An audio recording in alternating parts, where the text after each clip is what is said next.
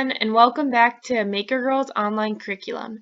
Today we'll be doing our ChangeMaker activity where we'll be making binary code bracelets.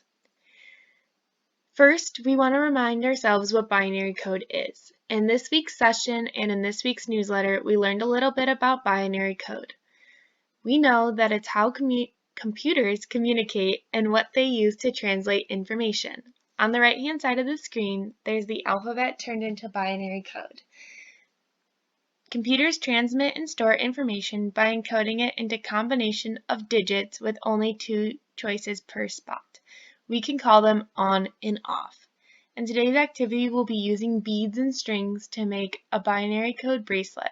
We're going to look back at our worksheet from this week's session to learn a little bit about creating a bracelet using binary code and practicing first on our worksheet.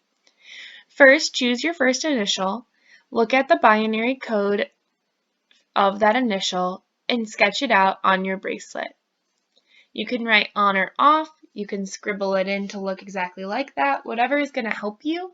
I'm going to write on my worksheet either a solid bead or a clear bead, so I'm going to write solid and clear so I know what bracelet to make. Now we're going to move on to filling out our worksheet and making the bracelet.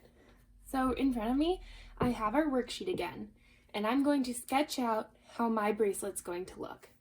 My first name starts with M, so I'm going to put an arrow next to my M so I remember which one to follow. When I make my bracelet, I'm going to be using clear and solid beads. I'm going to use solid as on, and I'm going to use clear as off. So in my boxes, instead of writing on and off, I'm going to write solid and clear so it helps me remember.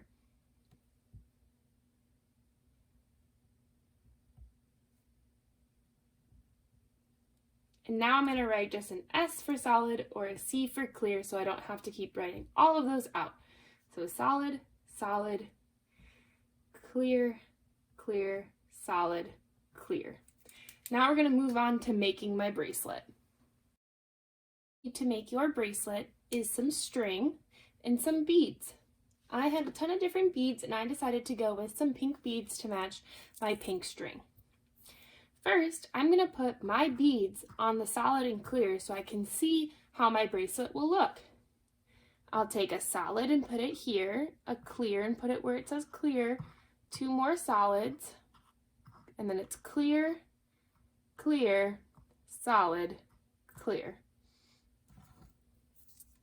Now I'm going to take them and start threading them, but I'm going to do it in reverse.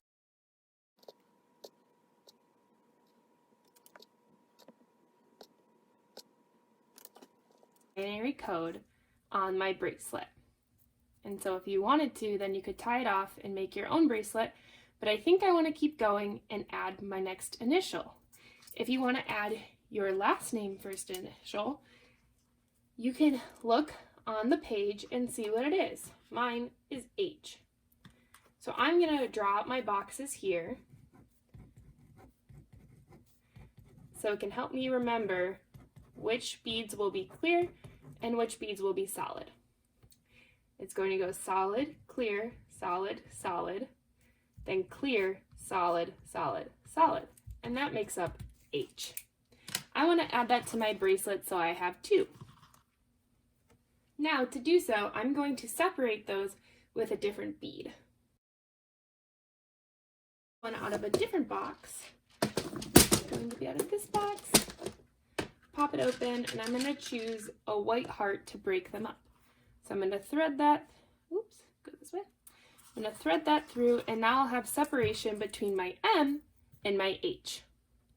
Now I want to grab some beads to put on my H so I remember which one it is. So solid, clear, solid, solid, clear, solid, solid, solid.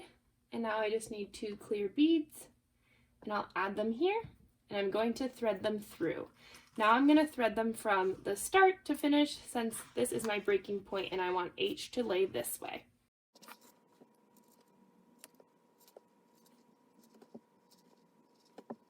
Amazing! Now you have your first and last name initial written in binary code for a bracelet. You'll want to get your parents' help for this next part to tie it around your wrist and make sure it's going the right way.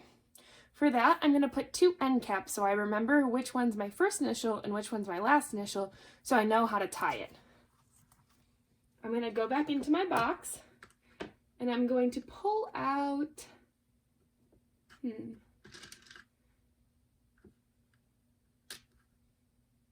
going to pull out 2 new hearts. So I'm going to pull out a purple heart and I'm going to pull out a